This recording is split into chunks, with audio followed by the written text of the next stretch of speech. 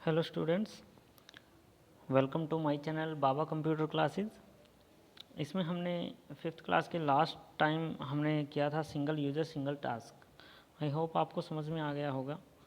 और उसमें आपको बताया गया था कि सिंगल यूज़र सिंगल टास्क में क्या था हमारा बेसिकली, जो यूज़र जो होता है वो सिंगल होता है। जो हमारा यूज़र है वो क्या है, सिंगल यूज़र होगा और वो एक टाइम में सिर्फ सिंगल ही काम कर सकता है। कोई भी वो टास्क कर रहा है तो एक टाइम में वो एक ही टास्क को कंप्लीट कर सकता है। लेकिन सिंगल यूज़र मल्टीटास्क में क्या होगा, सिंगल यूज़र मल्टीटास्क में हमारा क्या होगा कि यूज़र तो सिंगल ही होगा।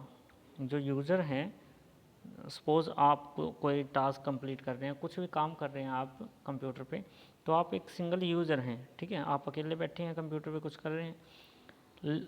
सिंगल टास्क में तो आप एक ही काम कर सकते हैं, जो स्क्रीन पे एक ही काम चल सकते हैं।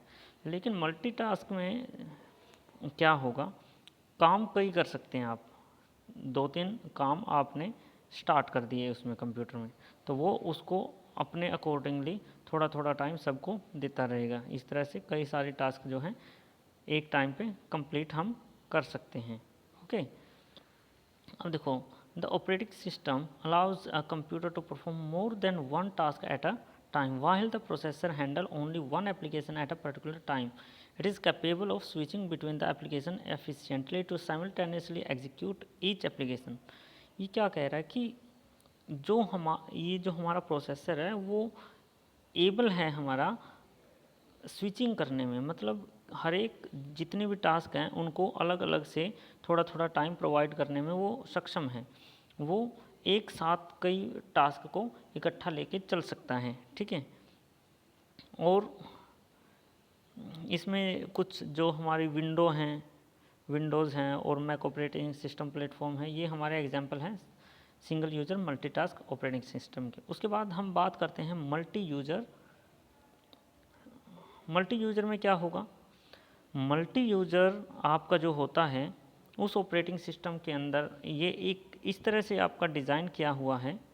ये आपका जो डिज़ाइन किया है वो इस तरह से किया है कि इसमें कई सारे लोग एक ही साथ आसानी से बैठ के काम कर सकते हैं।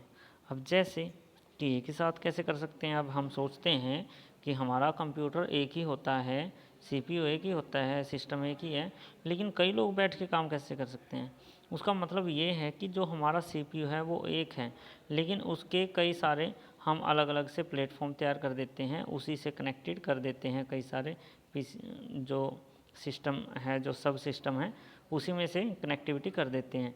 जिससे क्या होगा कि इस एक ही सिस्टम पे पूरा जो एक ही सीपीयू पे हमारे काफ़ी सारे लोग जो भी काम कर रहे हैं वो हो तो इसी में रहा है वो, लेकिन उनके लिए प्लेटफॉर्म, उनके लिए जो स्क्रीन है, कीबोर्ड है, इनपुट डिवाइस है, वो अलग अलग उनको प्रोवाइड हो रही हैं, ठीक है। वो अलग अलग से वो सारे के सारे एक ही पीसी में स्टोर करते हैं, जो भी प्रोसेस है एक ही पीसी में होती है। इस तरह से वो मल्टीटास्क कई सारे काम एक ही साथ इकट्ठा कर सकते हैं, ठीक है। उसको बनाया इस डिज़ाइन है जो इस तरह से किया गया है कि दो या दो से ज़्यादा लोग एफिशिएंटली इफेक्टिवली उसको काम कर सकते हैं। In this computer will manage to work all different user without learning to know they are actually working on a single computer। और वो एक ही कंप्यूटर पे काम कर रहे होते हैं। जैसे कि यूनिक्स आपका सिस्टम है, इस सिस्टम में क्या होता है, ये मल्टी यूज़र ऑपरेटिंग सिस्टम होता है, मतलब कई सारे लोगों को इकट्ठा काम करवाने में सक्षम है, ओके। और एक टाइम पे ही काफ़ी सारे लोग बैठ के काम कर सकते हैं। अब जैसे कि नेक्स्ट है हमारा real time system. Real time system में क्या होगा, रियल टाइम सिस्टम में हम क्या करेंगे, जो रियल टाइम ऑपरेटिंग सिस्टम है वो क्या करेगा, हमारा प्रोसेस करता है इनपुट साइमल्टेनियसली, मतलब कि कई सारी इनपुट जो हम दे रहे हैं वो साथ के साथ एकदम से हम इकट्ठा इनपुट उसको साइमल्टेनियसली एक साथ ही इनपुट उसको प्रोवाइड कर देते हैं। जैसे कि आपने देखा होगा कई सारे जो सॉफ्टवेयर हैं जो रेलवे टिकट बुक करते हैं जिस तरह हम, तो उसमें काफ़ी सारे लोग एक साथ ही, कई सारे अलग अलग से यूज़र कहीं जगह बैठे होते हैं, वो एक साथ से इनपुट उस सिस्टम को दे रहे हैं और वो उस चीज़ को प्रोसेस कर रहे हैं। ठीक है, इसको कहते हैं real time operating system. Fast enough to affect, ये क्या करता है, काफ़ी सारा फास्ट होता है और नेक्स्ट इसी तरह से एक बैच में जैसे इनपुट ले रहा है। Real time system are usually use to control complex system to require a lot of processing machinery and industrial. ये इंडस्ट्रियल सिस्टम में और मशीनरी इनके लिए काफ़ी यूजेबल होता है और बहुत ही ज़्यादा कॉम्प्लेक्स सिस्टम होता है ये। ठीक है, उसके बाद हम बात करते हैं वेरियस ऑपरेटिंग सिस्टम। इसमें क्या होगा, जो हमारा वेरियस ऑपरेटिंग सिस्टम है, कई सारे ऑपरेटिंग सिस्टम है, उसके अंदर क्या होगा हमारा, सबसे पहले आता है हमारा डोज। जो ये डोज है, डोज क्या होता है, डोज हमारा डिस्क ऑपरेटिंग सिस्टम होता है। डिस्क ऑपरेटिंग सिस्टम हमारा सबसे स्टार्टिंग में जो सिस्टम बनाया था हमने, उसमें इसका यूज़ किया गया था। फर्स्ट ऑपरेटिंग सिस्टम, जो सबसे पहला ऑपरेटिंग सिस्टम पर्सनल कंप्यूटर के लिए जो बनाया गया था, इसमें क्या था हमारा, time letting you run a program and manage file, it is a single user single task. मतलब सिंगल यूज़र, एक ही यूज़र इस पर काम कर सकता था और एक ही काम एक टाइम पे हो सकता था।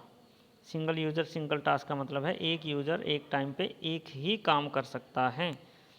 ठीक है, और इसका ये है CUI का मतलब क्या है, करैक्टर यूज़र इंटरफेस। अब मैं आपको इसके एनवायरनमेंट के बारे में बता रहा हूँ। करैक्टर यूज़र इंटरफेस का मतलब क्या है, एक तो जो हम आज के टाइम में विंडो यूज़ कर रहे हैं वो है हमारा GUI का मतलब है ग्राफिक यूज़र इंटरफेस।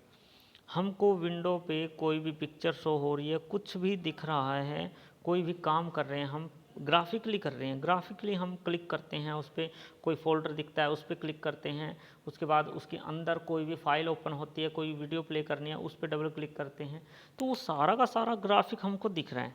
लेकिन जो हमारा डिस्क ऑपरेटिंग सिस्टम था, इसके अंदर क्या होता था, जो ये CUI है, करैक्टर यूज़र इंटरफेस है, इसमें हम सिर्फ कमांड दिया करते थे, जैसे कि आपको यहाँ स्क्रीन पे दिखा रखा है। इसमें ये हम इस तरह से सारी की सारी कमांड दिया करते थे। इसमें मान लो हमको कुछ भी डिलीट करना है तो उसमें हम यहाँ इसके अंदर ही लिखते थे कि C ड्राइव के अंदर मान लो फाइल का नाम है, ठीक है, उस फाइल का नाम है राज, ठीक है, और उसको हमने क्या करना है, डिलीट करना है। इस तरह से वो हम जो कमांड इसमें दिया करते थे, इसकी जितनी भी कमांड थी उनको याद करना भी बड़ा मुश्किल था। ठीक है, ये थोड़ा टिपिकल था उस टाइम के लिए। उसके बाद हमारा आता है यूनिक्स। यूनिक्स के अंदर क्या होता है हमारा, the Unix programmer return on Unix operating system. Unix जो ऑपरेटिंग सिस्टम है वो भी कमांड बेस्ड ही है। It is use to micro computer and mini computer. Unix is a multi user operating system. लेकिन इसमें फ़र्क क्या होता था, इसमें कई सारे लोग एक साथ में, कई सारे लोग इकट्ठा काम कर सकते थे। ठीक है, और ज़्यादा सिक्योर होता है ये औरों के कंपैरेटिव। उसके बाद हमारा आता है विंडोज़ आप देख ही रहे हैं, आज के टाइम में विंडोज़ आप यूज़ ही कर रहे हैं, जैसे कि आपको यहाँ पे दिख रहा है। इसमें सारा का सारा ग्राफिकली आपको दिख रहा है, कहाँ पे क्लिक करना है, कहाँ पे क्या करना है। अगर आपको इस फाइल को कट करना है तो आप यहाँ से करेंगे, अगर आपको कोई फ़ाइल डिलीट करनी है तो उसके राइट क्लिक करेंगे और इसमें कई सारे ऑप्शन आ जाएंगे, उसमें डिलीट का ऑप्शन मिलेगा, उस पर डायरेक्ट क्लिक करना है आपको। That's it is very simple as compare to character user. मतलब डिस्क ऑपरेटिंग सिस्टम के कंपैरिजन में ये बहुत ही आसान है। ओके, तो इस तरह से जो ओरिजिनल वर्जन था विंडो का वो 1985 में आया था और इट प्रोवाइड GUI मतलब ग्राफिक यूज़र इंटरफेस हमारा जो है वो कंट्रोल्ड किया गया था। कीबोर्ड और इन माउस इसके अंदर जो यूज़ किए गए थे, keyboard can also be used with keyboard shortcuts और एरो की। इसके अंदर कई सारे फंक्शंस हमने दिए हैं। उसके बाद हम नेक्स्ट पढ़ेंगे, लेकिन आई थिंक आज के लिए इतना ही काफ़ी है। आज आप इनको अच्छे से समझें और सुने कि हर एक विंडो में किस में क्या डिफरेंस होता है, डिस्क ऑपरेटिंग में क्या होता है, यूनिक्स में क्या होता है, कौन सा सिंगल यूज़र है, कौन सा डबल यूज़र है। तो इसके बारे में आज डिस्कस करें, आप पढ़ें और सुने वीडियो को। और अगर आपको वीडियो अच्छी लगी है तो लाइक करना ना भूलें, ठीक है। वीडियो को लाइक करते रहा कीजिए। एक लाइक पे क्लिक ही तो करना होता है आपको, जिससे हमको भी अच्छा लगता है कि आप हमारी वीडियो देख रहे हैं, पसंद आ रही है आपको वीडियो। तो अगली वीडियो में फिर मिलते हैं, तब तक के लिए गुड बाय।